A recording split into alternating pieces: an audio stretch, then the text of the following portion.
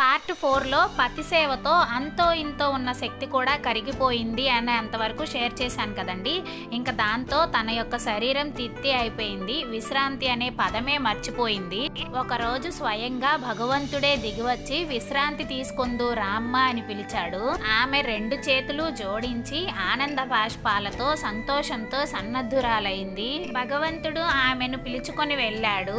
చివరకు ఆమెకు శాశ్వతంగా విశ్రాంతి దొరికింది. అవిశ్రాంత నారీమణులందరికీ అంకితం ఈ స్టోరీ. ఫైనల్లీ స్టోరీ క్లైమాక్స్ ఇదేనండి. ప్రతి ఒక్క మహిళ దీనికి రిలేట్ అయి ఉంటారనుకుంటా. కాకపోతే పార్ట్ 1 నుంచి చూస్తేనే స్టోరీ అర్థమవుతుంది. చాలా బాగుంది అనిపించింది. అందుకే మీతో కూడా షేర్ చేయాలి అనుకున్నాను. పార్ట్ 4 రిలేటెడ్ వీడియోస్ లో ట్యాగ్ చేశాను. ఎవరైనా చూడనట్లయితే వాచ్ చేయండి. Sunday special chicken curry multigrain ఆటాతో పుల్కా విత్ 1 కప్ రైస్ అన్నమాట. ఈ చికెన్ కర్రీ ఇంకా స్టోరీ క్లైమాక్స్ నచ్చితే చిన్న లైక్ ఇచ్చి సబ్స్క్రైబ్ చేసుకుని సపోర్ట్ చేయండి.